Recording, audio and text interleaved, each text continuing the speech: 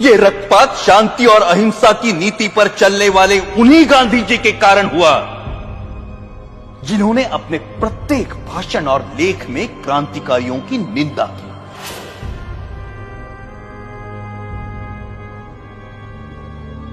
जब गांधी जी के प्रचंड विरोध के बावजूद भी मार्च 1931 के वार्षिक अधिवेशन में कांग्रेस ने भगत सिंह के साहस की प्रशंसा में प्रस्ताव पारित किया, तब गांधी जी अपनी इस पराजय को नहीं भूले और कुछ महीने भीतर जब मुंबई के गवर्नर पर गोली चली तो गांधी जी ने उसका कारण भगत सिंह की प्रशंसा में पारित इस प्रस्ताव को ही बताया।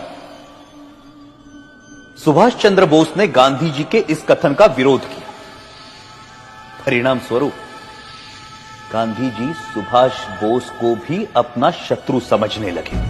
Our struggle is no doubt a non-violent struggle, but even a non-violent struggle demands an army, an organization, and a machinery.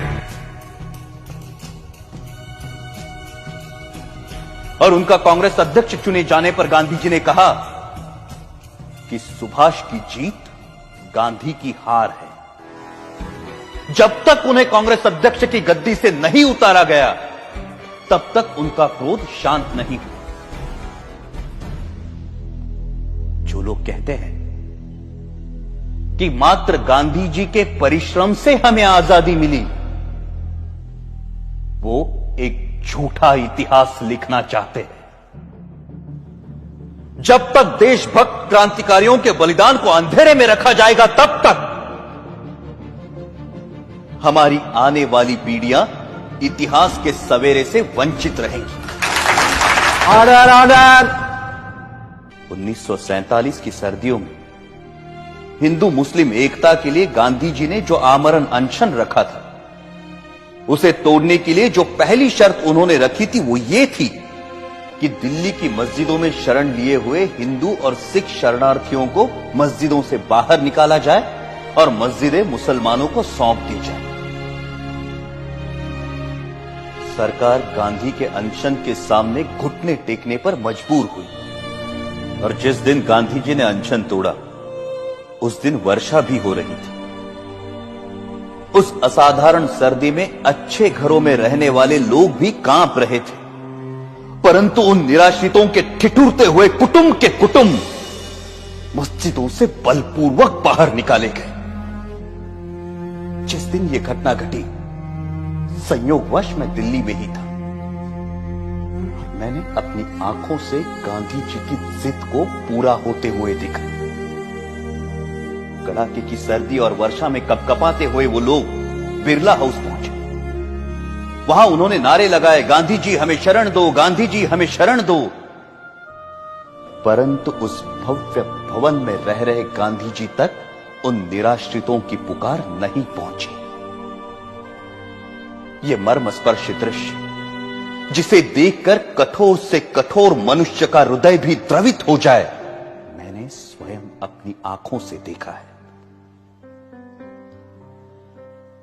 क्या उन निराश्रितों ने अपनी मर्जी से उन मस्जिदों में डेरे डाले थे?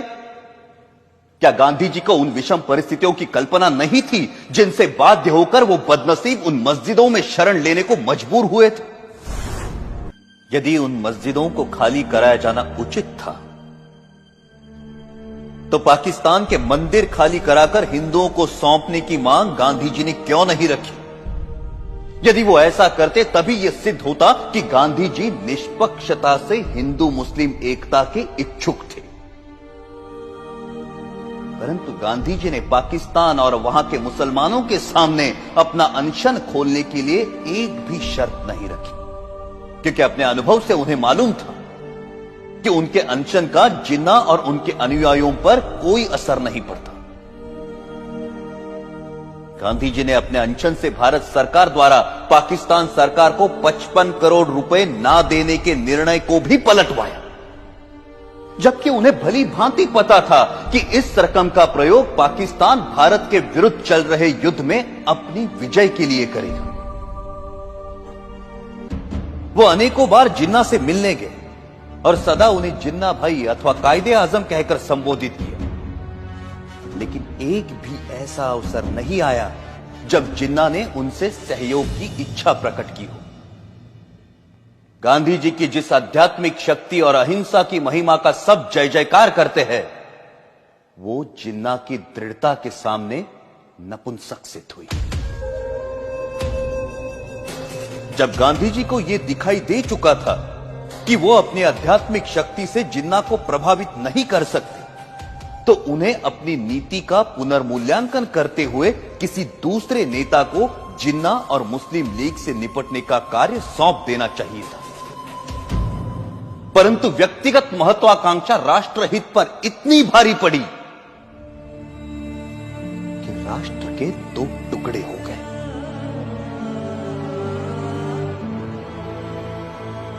हमारे त्यागी और दूरदर्शी नेताओं ने संपूर्ण भारत की स्वाधीनता के लिए स्वतंत्रता संग्राम में भाग लिया था, परंतु देश के विभाजन से वो संयुक्त राष्ट्रीय प्रयास विफल हो गया। जिन देशभक्त क्रांतिकारियों ने हंसते हंसते फांसी के फंदों को गले से लगाया था, आजीवन कारावास अथवा देश से निर्वासित होने की यातनाएं भोगी थी, क्या उन्होंने इसी विभाजित देश के लिए अपने जीवन दांव पर लगाए थे? 14 अगस्त 1947 को छलपूर्वक भारत के विभाजन को स्वीकार कर लिया गया और पंजाब, बंगाल और सीमा प्रांत के हिंदुओं के भविष्य की किसी ने कोई चिंता नहीं की।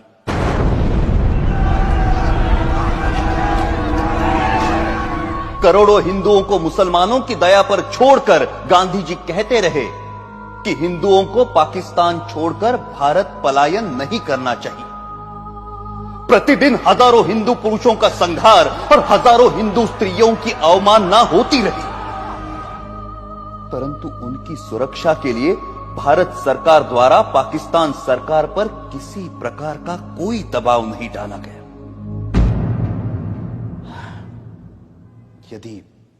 यदि समाचार पत्र पाकिस्तान में हिंदुओं पर हो रहे अत्याचार के संबंध में कुछ लिख देते तो उसका अर्थ यह लिया जाता है कि समाचार पत्र हिंदू और मुसलमानों में मतभेद फैलाने का काम कर रहे हैं और उन पर प्रेस इमरजेंसी एक्ट की धाराएं लागू कर दी जाती हैं।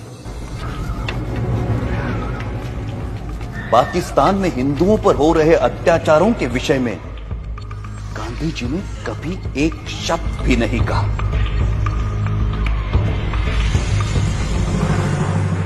ये कहना अनुचित नहीं कि पाकिस्तान में हिंदू जाति और हिंदू संस्कृति को मिटाने के लिए जो अत्याचार हो रहे हैं, उसका मूल कारण गांधी ही है। यदि भारत की राजनीति को भली भांति संभाला जाता तो ऐसा संघार जिसका उदाहरण इतिहास में कहीं नहीं मिलता, कभी भी घटित ना हुआ होता।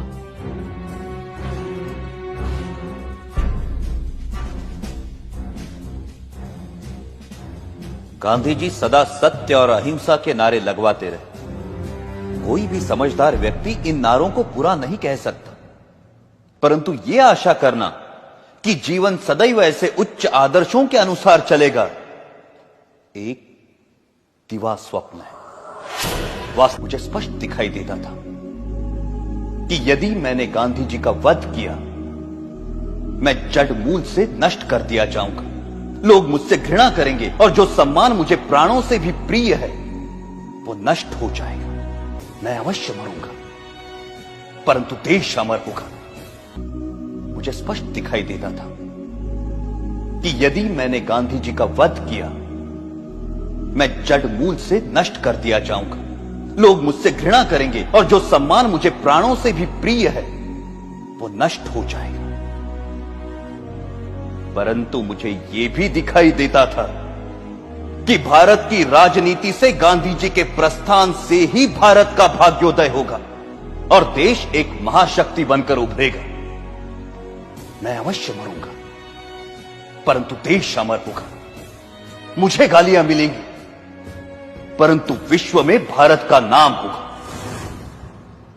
और यही सोचकर मैंने गांधी जी का वध करने का निर्णय लिया और अपना यह निर्णय किसी को नहीं बताया। अंततः 30 जनवरी 1948 को मुझे मेरा निर्णय साकार करने में सफलता मिली।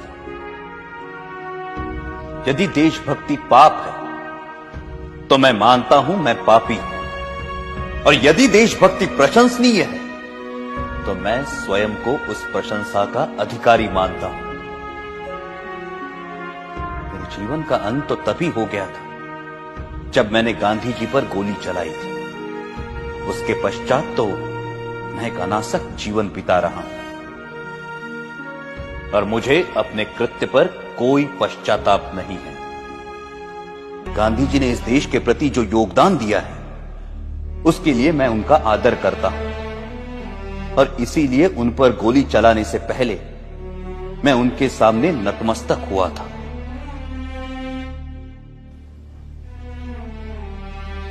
मेरी ना किसी से कोई दुश्मनी है और ना किसी के प्रति कोई दुर्भावना। आप मेरे बयान को जिस प्रकार देखना चाहे देखें, और अपनी भावना के वशीभूत जो कार्य मैंने किया है उसका जो दंड मुझे देना चाहे दे। मैं किसी प्रकार की कोई दया नहीं चाहता। मैं ये भी नहीं चाहता कि मेरी ओर से कोई दया की याचना थी। इस अभियोग में मेरे साथ कई लोगों को षड्यंत्रकारियों के रूप में शामिल किया गया है। इस बारे में मैं पहले भी कह चुका हूं कि इस कार्य में मेरा कोई साथी नहीं है, और केवल मैं ही इसका उत्तरदायी हूं। अंत में मैं ये कहना चाहता हूं कि जो वक्तव्य मैंने दिया है वो सत्य और शुद्ध है। इसमें प्रस्तुत प्रत्येक बात संदर्भ ग्रंथों को देखकर तैयार की गई है। मैंने ये लंबा वक्तव्य इसलिए नहीं दिया कि लोग मेरे कार्य को सराहें, बल्कि इसलिए दिया है कि लोग मेरे विचारों को भली भांति जान जाएं और किसी के मस्तिष्क में कोई भ्रांत धारणा न रहे। भगवान करे हमारा देश फिर अखंड हो और भारतीय उन विचारों का त्याग करे जो अत्याचारी के आगे झुकने की प्रेरणा देते हैं। यह सत्य है कि मैंने सैकड़ों लोगों के बीच दिन के समय गांधी जी पर गोलियां चलाई, परंतु मैंने भागने का प्रयत्न नहीं किया और ना ही स्वयं पर गोली चलाई। मैंने कानून के सामने आत्मसमर्पण किया, क्योंकि मैं अपने विचारों को खुली अदालत में प्रकट करना चाहता था। आलोचनाओं के बावजूद मैंने जो कृत्य किया है उसके नैतिक पक्ष पर मेरी आत्मा कभी भी विचलित नहीं हुई, और मुझे किंचित भी संदेह नहीं कि सच्चाई और ईमानदारी से इतिहास के इस अध्याय को जब इतिहासकार लिखेंगे तो वो मेरे कार्यों और उसके परिणाम का सही मूल्यांकन करेंगे। मेरा वक्तव्य अब समाप्त हो चुका है। आपने इसे ध्यान से सुना और सुविधाएं दी, उसके लिए मैं आपका कृतज्ञ हूं।